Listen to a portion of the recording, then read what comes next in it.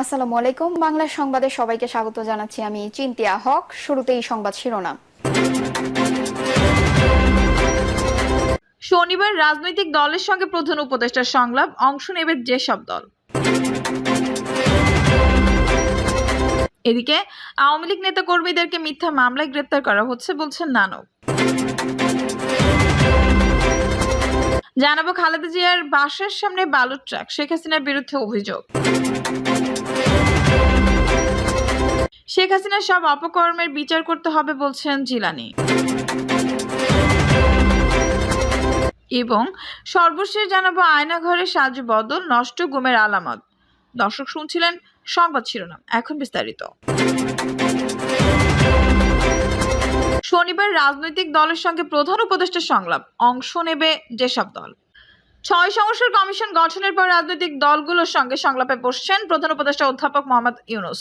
রাজনৈতিক দলগুলোর সঙ্গে প্রধান উপদেষ্টার এটি হবে তৃতীয় দফা সংলাপ। সর্বশেষ গত ৩১ আগস্ট রাজনৈতিক দলগুলোর সঙ্গে মতবিনিময় করেন প্রধান উপদেষ্টা। সংলাপের সময়সূচি বেলা ২:৩০টায় বিএনপি, বিকেল ৩টায় জামাত ইসলামী, বিকেল ৩:৩০টায় গণতন্ত্র মঞ্চ এবং বিকেল ৪টায় বাম গণতান্ত্রিক জোট, বিকেল ৪:৩০টায় হেফাজত ইসলাম, ৫টায় ইসলামী আন্দোলন বাংলাদেশ, ৫:৩০টায় এবি আমার বাংলাদেশ পার্টি। এর আগে বুধবার ২রা অক্টোবর প্রধান উপদেষ্টার প্রেস সচিব শফিকুল আলম জানান, শনিবার থেকে রাজনৈতিক দলগুলোর সঙ্গে তৃতীয় দফায় সংলাপ শুরু করতে যাচ্ছে অন্তর্বর্তী সরকার। ধারাবাহিকভাবে বিভিন্ন দলের সঙ্গে সংলাপ হবে। এতে দেশের প্রধান রাজনৈতিক দলগুলোকে আমন্ত্রণ জানানো হবে। তিনি বলেন, সংলাপে উপদেষ্টা মণ্ডলী দ্বারা গঠিত ৬টি কমিশনের কার্যক্রমের অগ্রগতি এবং দেশের সার্বিক আইন শৃঙ্খলা পরিস্থিতি নিয়ে কথা হবে। এসব বিষয়ে রাজনৈতিক দলগুলোর মতামত ও পরামর্শ নেওয়া হবে। আওয়ামী লীগ নেতাকর্মীদেরকে মিথ্যা মামলায় গ্রেপ্তার করা হচ্ছে বলছেন নানক। আওয়ামী লীগের সভাপতি মণ্ডলীর সদস্য জাহাঙ্গীর কবির নানক বলেছেন, সারা দেশে এক অকল্পনীয় দুঃশাসন চলছে। দেশের বিভিন্ন স্থানে চলছে চাঁদাবাজির মহোৎসব। দেশের প্রায় প্রতিটি উপজেলায় আওয়ামী লীগের নেতাকর্মীদের উপর বিএনপি ও তাদের মিত্রদের অত্যাচার নির্যাতনের পাশাপাশি এখন নতুন করে যুক্ত হয়েছে মিথ্যা মামলায় গ্রেপ্তার। জাহাঙ্গীর কবির নানক বলেন, আমরা অত্যন্ত উদ্বেগের সাথে লক্ষ্য করছি যে দেশের বিভিন্ন স্থানে আওয়ামী লীগ, যুবলীগ, ছাত্রলীগের নেতাকর্মীদের গলা কেটে হত্যা করা হচ্ছে। আওয়ামী লীগের নেতাকর্মীদের খুন, বাসাবাড়ি ও ব্যবসা প্রতিষ্ঠানে লুটপাটের পাশাপাশি অগ্নিসংযোগ করছে বিএনপি ও তার মিত্ররা। বাংলাদেশের বিভিন্ন এলাকায় একের পর এক ঘটনা ঘটে যাচ্ছে, কিন্তু অপরাধীদের বিরুদ্ধে কোনো মামলা হচ্ছে না, গ্রেপ্তার করা হচ্ছে না। আমি এর তীব্র প্রতিবাদ জানাচ্ছি। আওয়ামী লীগের এই প্রেসিডিয়াম সদস্য বলেন, ডক্টর ইউনূস অবৈধভাবে ক্ষমতা দখল করে হত্যা, অগ্নিসংযোগ ও লুটপাট শুরু করেছে। সাধারণ মানুষের জীবনের শান্তি স্বস্তি কেড়ে নিয়েছে। নিত্য প্রয়োজনীয় পণ্যের মূল্য আকাশ ছোঁয়া, সেদিকে নজর না দিয়ে আওয়ামী লীগ নিধনে নেমেছে অবৈধ সরকার। তিনি আরো বলেন, আসন্ন দুর্গাপূজার মূর্তি ভাঙচুর করে হিন্দু সম্প্রদায়ের ধর্মীয় অনুভূতিতে আঘাত দেওয়া হচ্ছে। থানা লুটপাটকারী ও অবৈধ অস্ত্রধারীদের ধরা হচ্ছে না। এই জঙ্গি সন্ত্রাসী খুনিদেরকে অবাধে সাধারণ মানুষ ও আওয়ামী লীগ নেতাকর্মীদের খুন করতে এক রকম সুযোগ করে দেওয়া হয়েছে। ১৫ বছরের কিশোর থেকে শুরু করে ৯০ বছরের বৃদ্ধ আওয়ামী লীগের কোনো নেতাকর্মী গ্রেপ্তার থেকে রেহাই পাচ্ছেন না বলে অভিযোগ করেন জাহাঙ্গীর কবির নানক। খালেদা জিয়ার বাসার সামনে বালুর ট্রাক, শেখ হাসিনার বিরুদ্ধে অভিযোগ। ২০১৩ সালের ২৯ ডিসেম্বর বিএনপির মার্চ ফর ডেমোক্রেসি কর্মসূচিতে বাধার অভিযোগ এনে রাজধানীর গুলশান থানায় একটি মামলার আবেদন করেছেন কেন্দ্রীয় কৃষক দলের এক নেতা।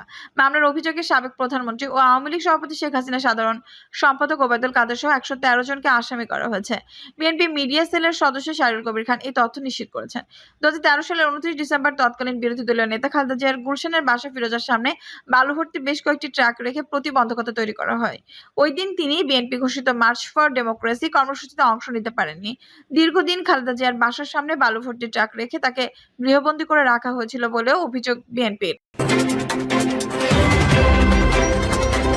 শেখ হাসিনার সব অপকর্মের বিচার করতে হবে বলছেন জিলানী। জাতীয়তাবাদী স্বেচ্ছাসেবক দলের সভাপতি এস এম জিলানী বলেছেন, বিগত ১৭ শেখ হাসিনার যে অপকর্ম করেছে সেগুলোর এখনো মামলা হয় নাই। এই বৈষম্য করা যাবে না, তার সকল অপকর্মের বিচার করতে হবে। তিনি বলেন, আমাদের দাবি ছিল বাংলাদেশের মানুষের দীর্ঘ ১৭ বছর ভোট দিতে পারে নাই, সেই ভোটের অধিকার ফিরিয়ে দিতে হবে। দাবি ছিল বাংলাদেশের মানুষ, পথে প্রান্তের মানুষ মন খুলে কথা বলতে পারবে, কিন্তু সেই কথা বলার অধিকার আদায়ের আন্দোলনে অনেককে জীবন দিতে হয়েছে। এস এম জিলানী বলেন, অধিকার ফিরিয়ে পাওয়ার জন্য দীর্ঘ ১৭টি বছর আপনাদের নিয়ে লড়াই সংগ্রাম করেছি, কিন্তু আপনারা দেখেছেন সেই লড়াই সংগ্রাম করতে গিয়ে বিএনপি নেতাকর্মীদের উপর কি পরিমাণ জুলুম নির্যাতন করা হয়েছে। একের পর এক মামলা দেওয়া হয়েছে, দিনের পর দিন কারাগারে রুদ্ধ করা হয়েছে। আমরা দেখেছি চৌধুরী আলম ও ইলিয়াস আলী সহ প্রায় ৬০০ উপরের বেশি নেতাকর্মীকে গুম করা হয়েছে। শেখ হাসিনা আয়নাঘরে গুম করে অমানসিক নির্যাতন করা হয়েছে। তিনি আরো বলেন, ১.৫ মাস হয়ে গেছে পতিত আওয়ামী লীগের কয়েকজন নেতাকর্মী গ্রেপ্তার হচ্ছে। গত ২ দিন আগে দেখছি নোয়াখালীর এক গডফাদারকে র‍্যাব গ্রেপ্তার করেছে। ওনার অবস্থা দেখে মনে হলো উনি কতদিন খান নাই। ওনাকে দেখে মায়া লেগেছে। কিন্তু আমরা এই নোয়াখালী মাটিতে দেখেছি বিএনপি নেতাকর্মী যখন কারাগারে গিয়েছে উনি নিজে গিয়েই জেলারকে বলেছেন বিএনপি নেতাকর্মীদের ডান্ডার বেরিয়ে পড়তে হবে, কিন্তু আমরা এই কাজটা করি নাই। আয়নাঘরে সাজ বদল, নষ্ট গুমের আলামত। মানুষের মুখে মুখে ফেরা আয়নাঘর খ্যাত গোপন বন্দিশালার অস্তিত্বের প্রমাণ মিলেছে।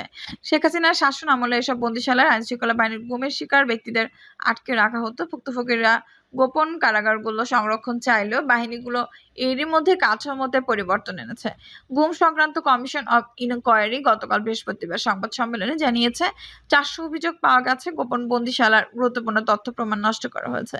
দেওয়ালে লেখাগুলো রং করে মুছে দেওয়া হয়েছে। চিলির স্বৈরশাসক আগস্টো পিনোশের ১৬ বছরের শাসনামলে ৩,০০০-এর বেশি মানুষকে হত্যা এবং ১,৫০০-এর বেশি রাজনৈতিক ভিন্ন মতাবলম্বীকে গুম করা হয়।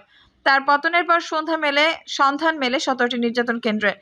পিনোশের গোপন পুলিশ খ্যাত ইউএনএ পরিচালিত বন্দিশালাগুলো স্বৈরশাসনের দুঃসহ স্মৃতি হিসেবে সংরক্ষণ করা রয়েছে, যা বাংলাদেশে হচ্ছে না। ২০১৯ সালের ৯ এপ্রিল আইনশৃঙ্খলা বাহিনীর পরিচয় তুলে নেওয়া হয় পার্বত্য চট্টগ্রাম কেন্দ্রিক রাজনৈতিক দল ইউপিডিএফ এর সাংগঠনিক মাইকেল চাকমাকে।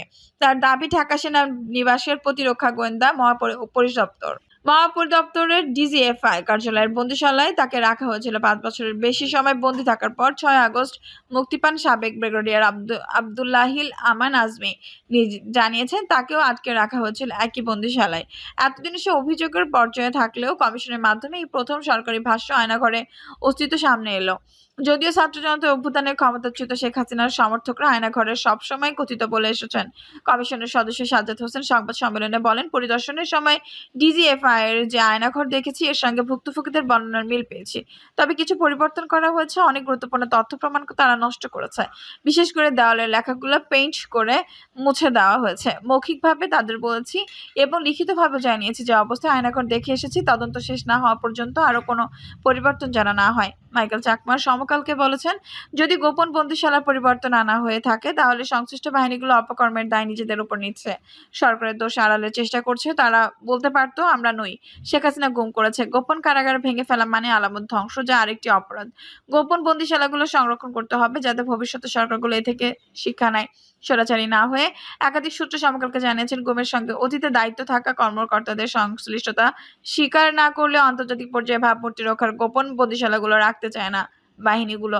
কমিশনকেও এই কথা জানানো হয়েছে। শেখ হাসিনা আমলে ডিজিএফআই এর যে বন্দিশালা ছিল তা শুধু বন্ধ নয়, অপসারণ করতে চায়। ভেতরের কুঠরিগুলো ভেঙে একতলা ভবনটির অভ্যন্তরীণ পরিবর্তন আনতে কাজ চলছে। এর জন্য নতুন ইট আনা হয়েছে বলে সমকাল জানতে পেরেছে। মানবাধিকার সংগঠনগুলো তথ্য অনুযায়ী শেখ হাসিনার ১৫.৫ বছরের কর্তৃত্ববাদী শাসনকালে অন্তত ৬৭৭টি গুমের ঘটনা ঘটেছে। এখনো নিখোঁজ রয়েছেন ১৫০ শতাধিক মানুষ। সমকাল অন্তত ২০ জনের সঙ্গে কথা বলেছেন যারা ৭ দিন থেকে ৫ বছর পর্যন্ত গুম ছিলেন।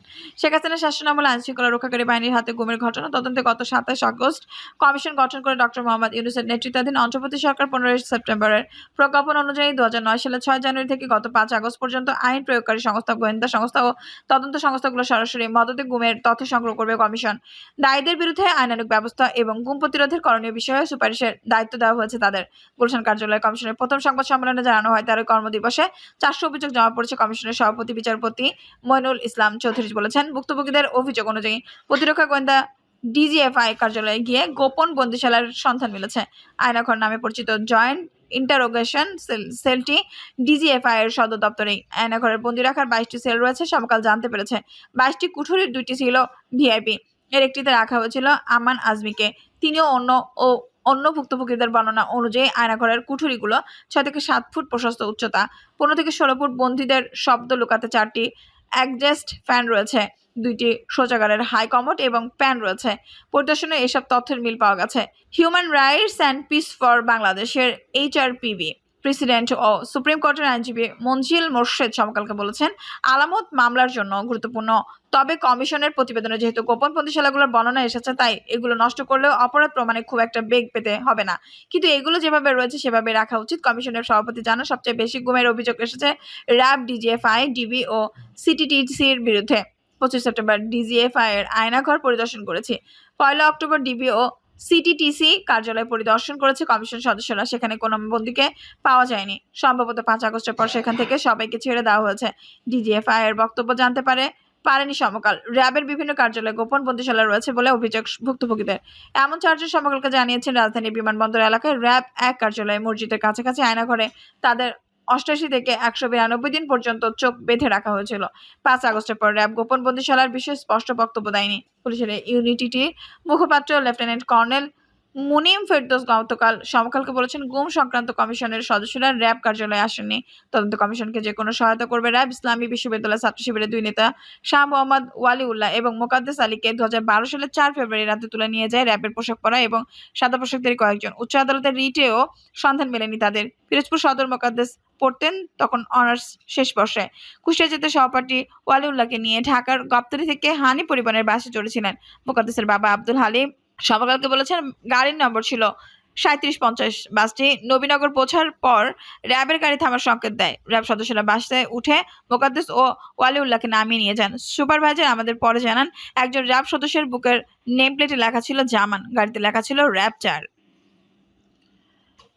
দর্শক, এই ছিল এখনকার সর্বশেষ সংবাদ। নিউজটি ভালো লাগলো অবশ্যই একটা লাইক দিন, কমেন্ট আপনার মূল্যবান মতামত জানান। সবসময় আমাদের পাশে থাকতে সাবস্ক্রাইব করে বেল বাটনটি অন করে রাখুন। ধন্যবাদ।